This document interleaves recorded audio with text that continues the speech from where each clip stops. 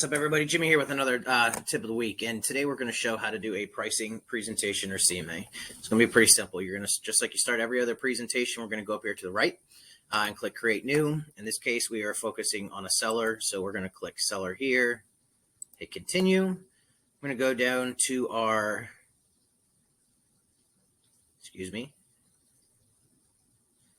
our with comps option here. If not, you may use the default templates that are available. But in this case, we have one set up for Century 21. So you're going to do the with comps here. So you're going to choose the presentation. We're going to go ahead and name it.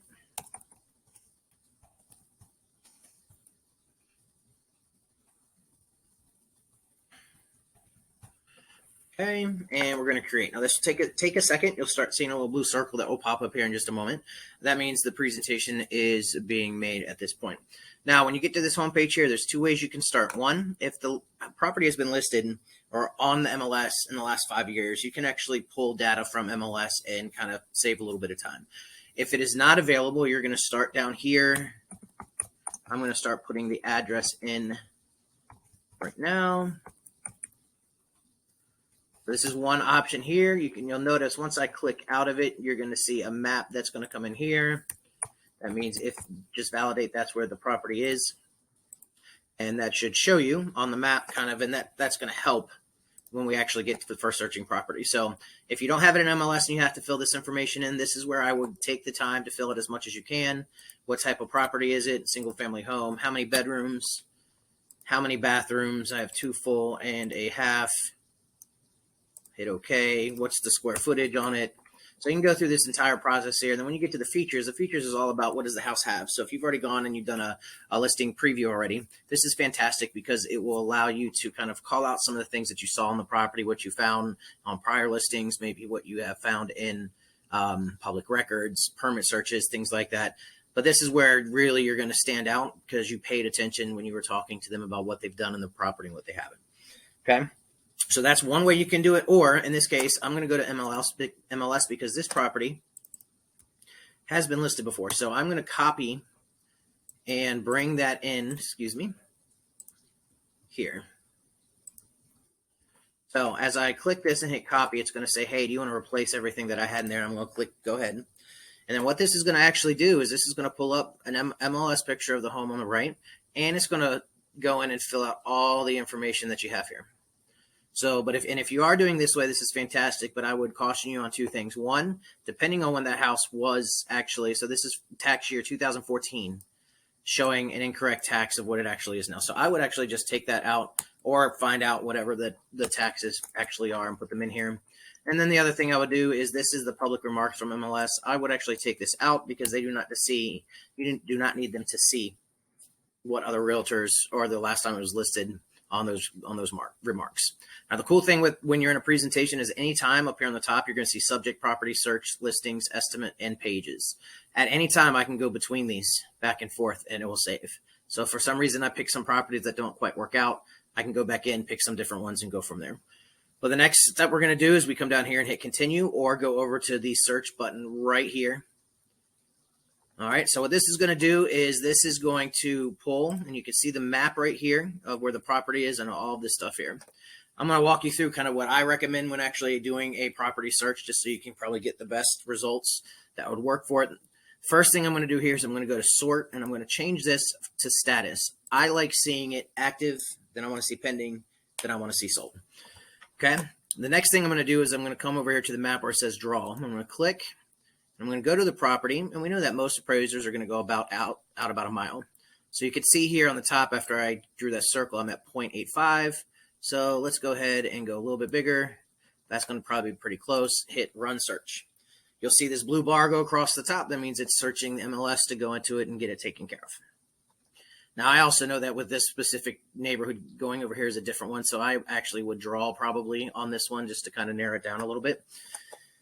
Next thing I'm going to do is I'm going to click filters, and I'm going to come over here on the left, and I'm going to see sold in the last 6 months. Now I'm going to change that to 3 months in this market, but in a typical market, 6 months is what you want. In this case, I'm going 3 because that truly is going to show us what's happening right now in the market to see if I can get enough options. The other thing I'm going to look over here too is you're going to see that the property type's highlighted in blue. That means this is single family. That's what it's searching for. It's not searching for some of the other ones. And now, since I did put that square footage in the, since I put square footage in the subject property information, it's going to go down a couple hundred square feet and up a couple hundred square feet, just to kind of see what you have. So if you need, this is one of the places I see a lot of agents kind of miss, because that square footage, they want to use something that's bigger as a comp. This is something that you can do to kind of help alleviate what that might look like. Then I'm going to hit apply. Once this is done, I'm down to 62 listings that I have in here, and we're just going to take the time here and go through and select which ones we think would be a good comp. Now, one of the cool things when you're in here is I can come right here and I can click details. Now, what's going to happen in details is details is going to pull up all the pictures for the property, which is fantastic. Give me all the information on the right. Tell me everything about the property that's from the MLS. Shows me the remarks. So as an agent, these are the regular remarks that you're going to see on MLS. But when I get to the private remarks, this actually shows me the confidential information that's in MLS. Now, your agent will not see this, okay? Your client will not see this, but as an agent, you can kind of see maybe what's going on so you can price the property. So at any point, you can click on these and see what you like. As you can see here on the top, listings, I have 0. So I need to choose some of these to decide what I want. Now, for my pricing analysis, I like to do 5 solds, 5 pendings, and 5 closed. So what I'm going to do is I'm going to go in here, and I know the neighborhood pretty good, so I'm just going to pick these.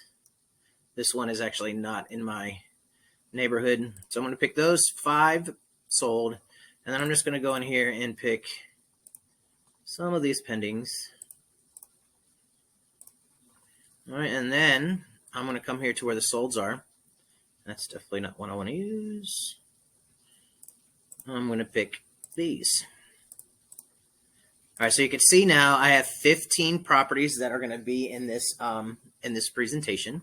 Once you have selected those, you're just going to click up here where it says listings. Now, when I get to listings, the first thing that I'm going to do before I start looking at everything is I'm going to change this where it says order by.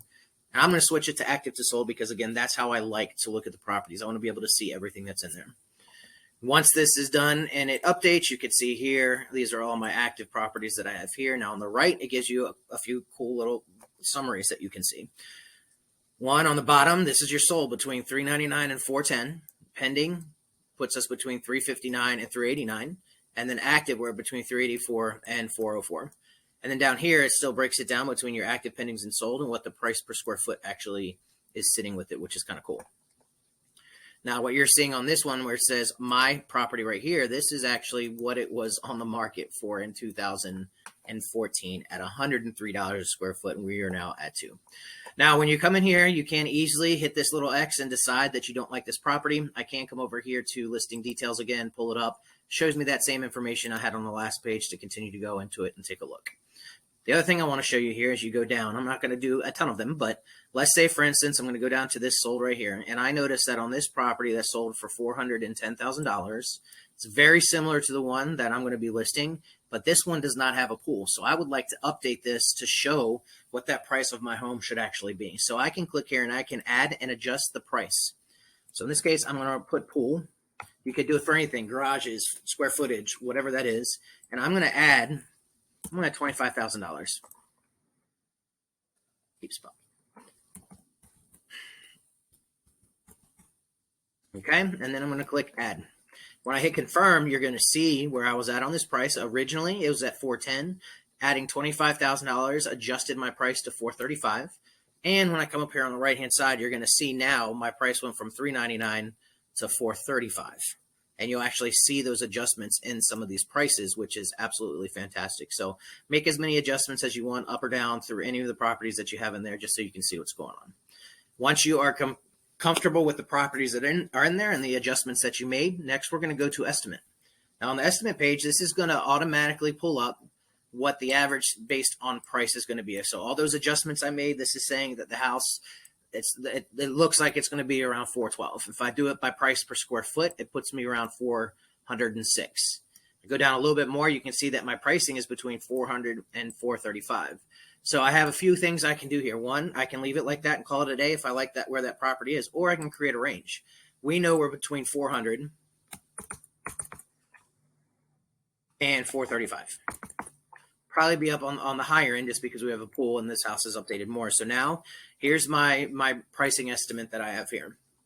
Once that's completed, you're going to click estimated net proceeds. Now this is an awesome sheet because I can come in here and I can put what the estimated selling price is going to be, take out some things that might be in there, and actually give them a pretty nice estimated kind of proceeds for their property. And what I like to do is I like to do 3 of these because I want to show a low, a medium, and high for them. So the first one I'm going to do is we're going to do at the $399 or the $400, right? So I put in what I think the low end is going to be here, and this says $400,000. Now you can see net proceeds right now are $400,000, but there's a mortgage of $130,000. Okay, it automatically takes this off. Listing fees are 3% on each side, and you will notice that it automatically will populate. I can come down here. So in the state of Florida, I'm going to the doc stamps. I put 0.7. That's usually a good indication of what those doc stamps are going to be for the seller. And also, we know that the seller typically ends up paying for the seller's title policy, which let's say is $2,400. Put some other things down in here. We have our transaction fee. So I'm going to add that also. That is $325. And then I'm going to hit save. Now that I have saved that, I want to come back up. I'm going to type, remember I'm doing a low, medium, and high. So I'm going to do low net proceeds, and then I'm going to make a copy of it.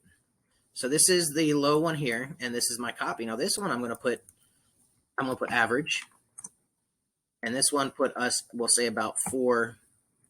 Let's do 418. Whatever you think, kind of put in the middle. So 418, it automatically make those adjustments. You're good to go. Save. And then finally, I'm going to copy that one more time, and I'm going to go high net proceeds. This one was at 435, and I'm done again. So you can see here at 400, they're walking away with 240. At 418, they're working at 257, and at 435, they're walking away with 273. Finally, you're going to come down here into pages, and you are done. Presentation is finished up. So let me just show you a couple cool things in here. So when you remember, we talked about the net proceeds. So this is kind of what it looks like here. So they'll see up here that it's at 400, it's 240. There's actually 3 different pages on this, which is fantastic to truly show what the what the value could be for it. Also shows your pricing analysis here between 400 and 435. So some really good stuff. Now, before you send it, you can always click view. Go to web view. It's going to pull up the presentation here so you can get an idea of what it looks like. Fantastic. Cool. You like what it looks like. Close out of it. Come back here and hit send.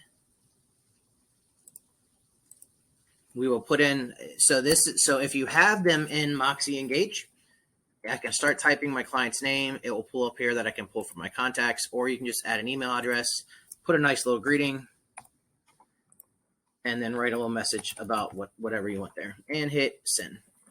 That's how you would send a presentation, pricing presentation, or CMA.